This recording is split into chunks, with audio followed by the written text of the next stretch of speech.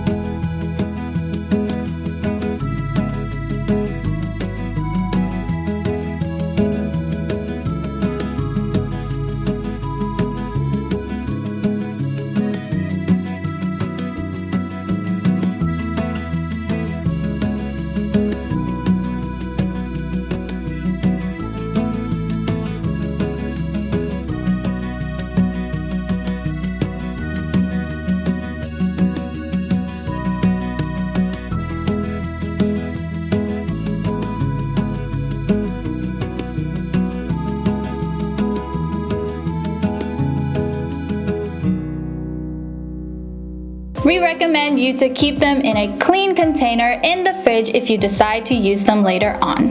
And there you have it, 5 different aloe masks that you can try at home.